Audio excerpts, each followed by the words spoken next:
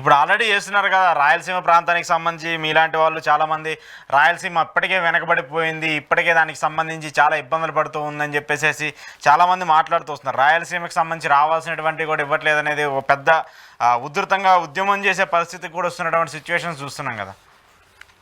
అవును, ఎప్పటికైనా సరే ఇప్పుడు యూనిఫామ్ డెవలప్మెంట్ శరీరంలో వచ్చేసి కేవలము కడుపు మాత్రమే వస్తే ఏమవుతుంది. కాబట్టి శరీరంలో అన్ని అవయవాలు వచ్చేసి సమగ్రమైన డెవలప్మెంట్ ఉంటేనే ఆరోగ్యవంతుడుగా ఉంటాడు. అదే విధంగా లేకుండా వచ్చేసి ఒక పార్ట్ అబ్నార్మల్ గా పెరిగిపోతే అది అనారోగ్యానికి సూచిక అవుతుంది.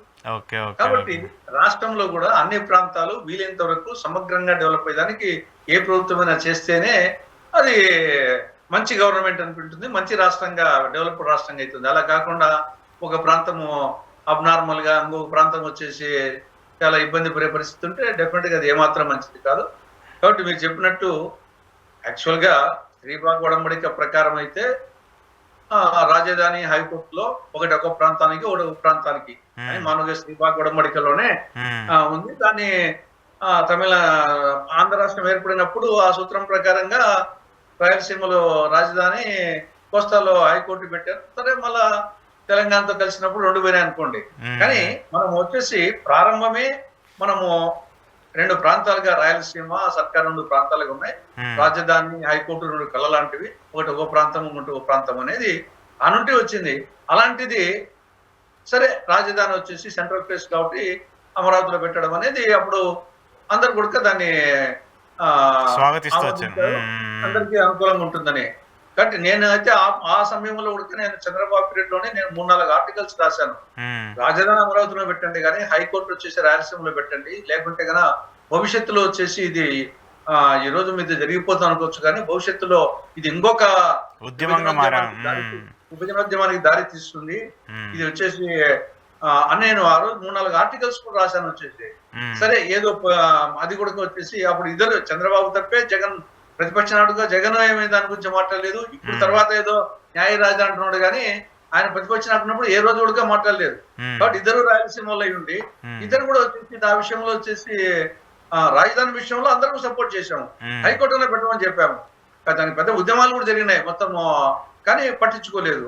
సరే ఇప్పుడు ఏదో హైకోర్టు బెంచ్ అంటున్నారు, ఇంకా something is better than nothing అని.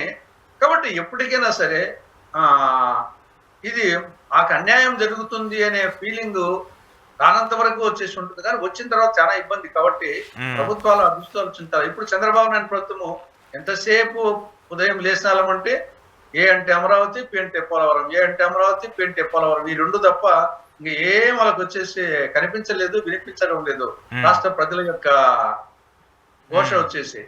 ఇది చాలా ప్రమాదకరమైన పరిస్థితికి వస్తుంది.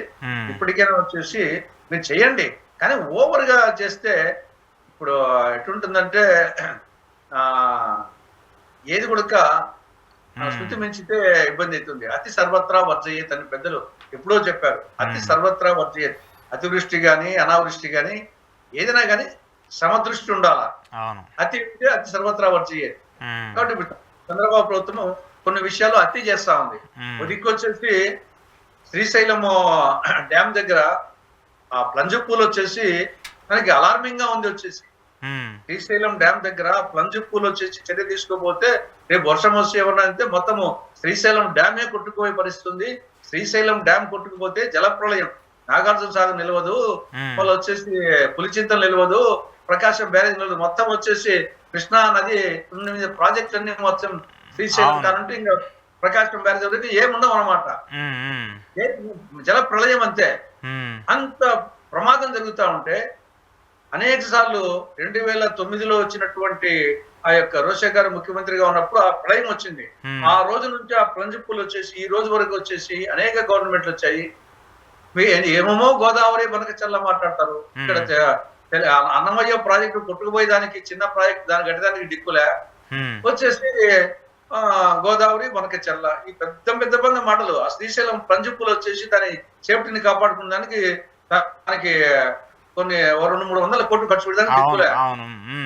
కాబట్టి ఇట్టంటన్నీ చేయకుండా ఏదో వచ్చేసి 2047 గురించి, తర్వాత పిల్లల్ని కనండి, బిడ్డల్ని కనండి, వచ్చేసి రాబో రోజుల్లో ఎప్పుడో వచ్చేసి మంది ముసలోళ్ళ దేశం అవుతుంది. ఉమ్.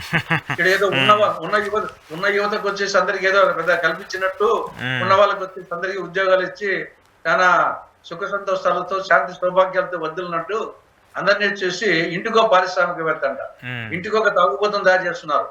ఇంటికి ఒక తాగుబోతును యూత్ పేరుకే యూత్ తప్ప ఈనాడు యూత్ అంతా మద్యము, డ్రగ్స్, గంజాయికి అలవాటు పడి మొత్తం యువశక్తి నిర్వీర్యమైపోయి తల్లిదండ్రులకు భారమై సమాజానికి భారం అయిపోతుంది యువశక్తి. ముందు దాని నుండి కాపాడు. స్కూల్లో డ్రగ్స్ ప్రవేశించాయి, స్కూల్లో గంజాయి ప్రవేశించింది, మద్యం ఇచ్చలవిడి అయిపోయింది. మద్యం మండలానికి 4 మద్యం షాపులు, 40 బెల్ట్ షాపులు తయారైపోయింది. కాబట్టి ఈ పరిస్థితుల్లో యువశక్తి కానీ మానవ వనరులు కానీ ఈ విధంగా అయిపోతా ఉంటే అటువంటి దాని గురించి వచ్చేసి ఇంకా కనండి పిల్లలను మళ్ళా గంజాయి దాపుతా, మీ మద్యం దాపుతా, మీ ఇంటికి ఒకడే ఉన్నాడు, ఇద్దరు తయారు చేస్తారని మధ్య తాగుబోతులు చెప్పిగా వీడే కనమని చెప్తున్నాడు. 2040 చెప్తాడు. ఇవన్నీ వచ్చేసి ప్రాక్టికల్ గా సాధ్యం కాని విషయాలన్నీ నేల విడిచి సాము చేస్తూ, కొద్దికేమో సూపర్ 6 అమలు చేయడు, ధరలేమో బాధుడు, అప్పులేమో గతానికంటే ఎక్కువ, ఉపన్యాసాలు వచ్చి చేస్తా ఉంటారు. ఈయన పవన్ కళ్యాణ్ వచ్చేసి ఈయన సనాతన నుంచి మాట్లాడు. పంచాయతీలు వచ్చేసి రాష్ట్రంలో ఏ పంచాయతీకి పోయినా దరిద్రంగా ఉంది. వచ్చేసి ఇప్పుడు నేను ఉండేది పులివెందుల నియోజకవర్గంలో, వేంపల్లి మేజర్ పంచాయతీ, 50,000 జనాభా ఉంటుంది, దరిద్రంగా ఉంటుంది. పవన్ కళ్యాణ్ గానీ ఒక రోజు చూస్తే ఆయనకే అసహ్యం వేస్తుంది. ఎవరికి అవసరం లే, ఒక గంట వచ్చి చూస్తే కన్నా ఆయనకే నేను పంచాయతీరాజ్ శాఖ మంత్రి ఉండడానికి అర్హుని అవునా కాదా అని చెప్పేసి ఆయనకి అసహ్యం వేస్తుంది.